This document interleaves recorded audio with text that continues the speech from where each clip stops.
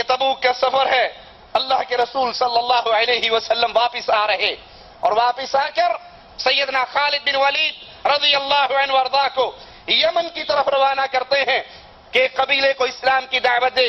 سیدنا خالد وہاں پر پہنچتے ہیں، لیکن یہ قبیلہ اسلام لانے کے لیے تیار نہیں ہوتا، واپس لوٹ آتے ہیں۔ رسول کریم صلی اللہ علیہ وسلم سیدنا علی کو روانہ کرتے ہیں اور قبیلہ ہمدان کی طرف ایک خط بھی ان کے ہاتھ میں دیتے ہیں۔ سیدنا علی رضی اللہ عنہ وارضاہ اس خط کو لے کر، اللہ کے نبی علیہ الصلوۃ والسلام کے اس پیغام کو لے کر یمن پہنچتے ہیں، اور ان کے سامنے رسول کریم صلی اللہ علیہ وسلم کا پیغام ان کو پڑھ کر سناتے ہیں، اور بڑے دل نشین انداز میں ان کے سامنے اسلام کی سچی اور سچی دعوت بھی پیش کرتے ہیں۔ ایک طرف نبی کا خط ہے، ایک طرف علی کا انداز بیاں ہے، جن کے بارے میں صحابہ کہا کرتے تھے ہمارے اندر سب سے بہترین قاضی بھی علی ہے اور بہترین خطیب بھی علی ہے رضی اللہ عنہ وارضاہ۔ کفار کے دل اسلام کے لیے کھل جاتے ہیں اور وہ اسلام کے اندر داخل ہو جاتے ہیں۔ ہجرت کے 10ویں سال سیدنا علی رضی اللہ عنہ وارضاہ کو قبیلہ مدحج کو اسلام کی دعوت دینے کے لیے یمن کی طرف روانہ کیا گیا۔ 300 سوار سیدنا علی کے ساتھ ہیں، وہ اس قبیلے میں پہنچتے ہیں، ان کو اسلام کا پیغام دیتے ہیں، لیکن یہ قبیلہ، یہ اہل یمن لڑنے اور مرنے کے لیے تیار ہو جاتے ہیں۔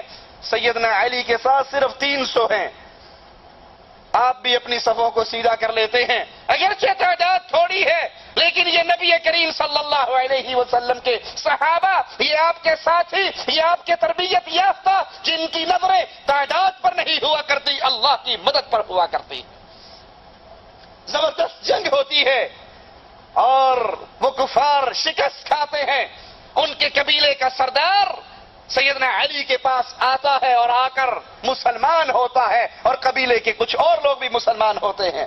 رسول کریم صلی اللہ علیہ وسلم سیدنا علی کو 3 ماہ کے لیے اسی علاقے میں قاضی مقرر کرتے ہیں، اور سیدنا علی یہاں پر رہ کر اپنے قول سے، اپنے فعل سے ان لوگوں کو اسلام کی دعوت دیتے ہیں۔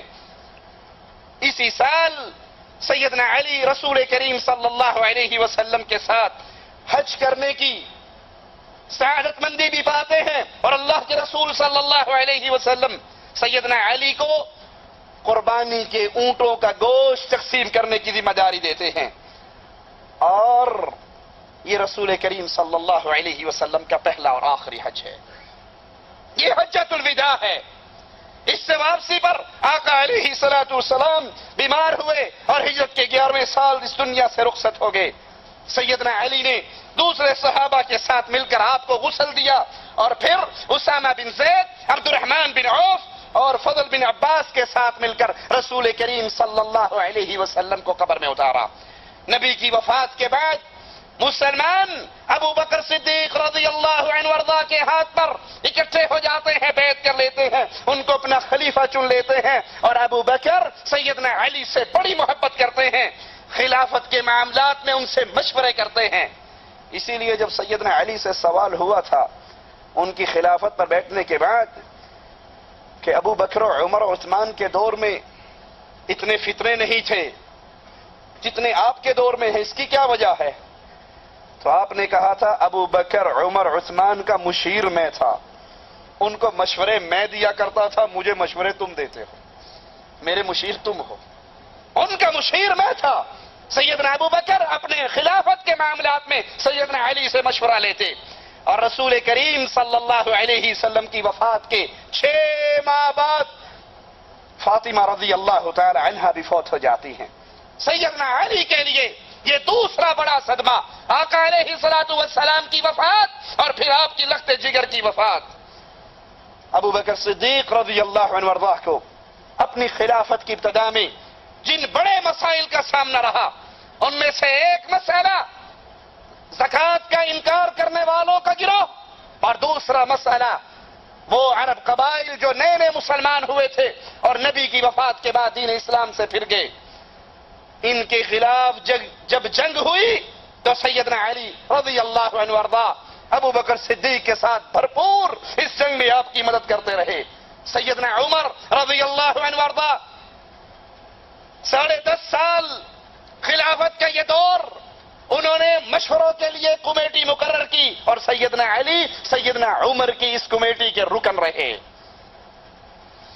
صحابہ اور اہل بیت کے درمیان اختلافات کی جھوٹی خبریں نشر کرنے والوں، اگر علی ابو بکر و عمر سے اختلاف کرتے، ان کا آپس کے اندر دشمنی ہوتی، محبتیں نہ ہوتی، تو یہ ابو بکر کو مشورے کیوں دیتے؟ یہ عمر کی شورا کے رکن کیوں بنتے؟ اگر ابو بکر و عمر نے ان کی خلافت کو چھینا ہوتا تو یہ غاصب اور ظالم کی مجلس کے رکن نہ بنتے۔ یہ تو ان سے محبت کرنے والے، یہ ان کو مشورے دینے والے۔ اسی لیے سیدنا عمر نے فرمایا تھا کہ ہم میں سے سب سے بڑا قاضی، سب سے بہتر جج وہ علی بن ابی طالب ہے رضی اللہ عنہ وارضاہ۔ 16 ہجری میں آئیے سیدنا عمر کی سیدنا علی سے کتنی محبت، اس کی دلیل بھی سنیے۔ 16 ہجری میں سیدنا عمر رضی اللہ عنہ وارضاہ بیت المقدس کی چابیاں لینے کے لیے روانہ ہوتے ہیں۔ قائم مقام کس کو ہونا چاہیے تھا؟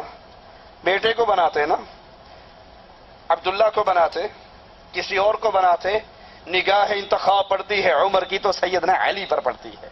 سیدنا علی کو قائم مقام خلیفہ بنا کر کے اپنے پیچھے مسلمانوں کا ذمہ دار قرار دے کر کے، اور یاد کر لیجئے یہاں اس اصول کو بھی صحابہ اور اہل بیت کے درمیان دشمنی کی جھوٹی باتیں کرنے والوں، اگر عمر شہید ہو جاتے یا طبعی موت مر جاتے تو مسلمانوں کا خلیفہ کون بنتا؟ علی۔ کنفرم بات ہے، وہ خود مقرر کر کے گئے ہیں تو خلافت انہی کو ملتی، وہی بنتے۔ اور اگر وہ عمر کے دشمن ہوتے تو عمر کبھی ان کو اس مقام پر بٹھا کر نہ جاتے۔ اور اگر نعوذ باللہ عمر مومن نہیں تھے بقول تمہارے، ان کا ایمان درست نہیں تھا، تو علی ایک ظالم جابر کافر کی حکومت میں قائم مقام کیوں بنے؟ اچھا چلو بن گئے، جب عمر بیت المقدس سے واپس آئے تو علی نے خلافت ان کے حوالے واپس کیوں کر دی؟ اگر یہ ان کا حق تھا تو قبضہ کیا ہوا تھا، مل چکی تھی، اس پہ قابض رہتے، واپس نہ کرتے۔ واپس کر دینا دلیل ہے کہ علی جانتے تھے کہ یہ خلیفہ برحق ہے، ان کی ان سے کوئی دشمنی، لڑائی اور جنگ نہیں تھی۔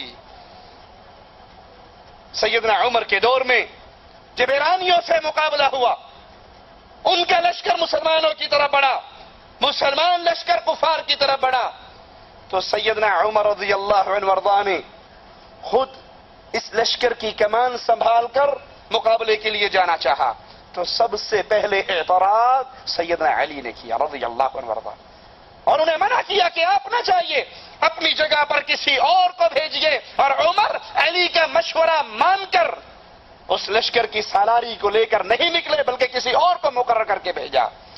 سیدنا عمر رضی اللہ عنہ وارضاہ جب قاتلانہ حملے میں شدید زخمی ہو گئے اور بچنے کی امید نہ رہی تو انہوں نے مسلمانوں کو خلافت کے لیے 6 نام پیش کیے۔ سیدنا عمر نے 6 نام پیش کیے، اور ان ناموں میں سیدنا عثمان، سیدنا علی، سیدنا سعد بن ابی وقاص، سیدنا عبد الرحمن بن عوف، سیدنا زبیر بن عوام اور سیدنا طلحہ بن عبید اللہ، یہ 6 نام حضرت عمر رضی اللہ عنہ وارضاہ مسلمانوں کو پیش کرتے ہیں کہ ان میں سے جس کو چاہو تم اپنا خلیفہ مقرر کر لو۔ یہ 10 مبشرہ میں سے باقی لوگ جن کے لیے اہل جنت ہونے کی گارنٹی رسول کریم صلی اللہ علیہ وسلم نے دی تھی، ان میں سے کچھ لوگوں کو سیدنا عمر مسلمانوں پر پیش کرتے ہیں، جس کو چاہو ان میں سے اپنا خلیفہ مقرر کر لو۔ سیدنا عثمان منتخب ہوئے اور پھر علی نے ان کی بھرپور مدد کی، بلکہ جب حضرت عثمان کے خلاف باغیوں نے بغاوت کی تو عثمان کی طرف سے باغیوں کو سمجھانے کے لیے جانے والے علی ہوا کرتے تھے، ان کے ایک ایک اعتراض کا جواب دینے والے علی ہوا کرتے تھے۔ عثمان کے دروازے پر پہرے کے لیے علی نے اپنے بیٹے حسن و حسین کو کھڑا کیا تھا، پانی مشکیزیں بھر کر اور کچھ کھانا علی نے بھیجا تھا سیدنا حسن و حسین کے ہاتھ، جاؤ اپنے خالو کو پانی دے کر آؤ۔ تم لڑائی کی بات کرتے ہو، یہاں محبتوں کے منظر نظر آتے ہیں، یہ لڑائی تمہارے دل و دماغ میں ہوگی، صحابہ اور اہل بیت میں کوئی لڑائی نہ تھی، یہ تو محبت کرنے والے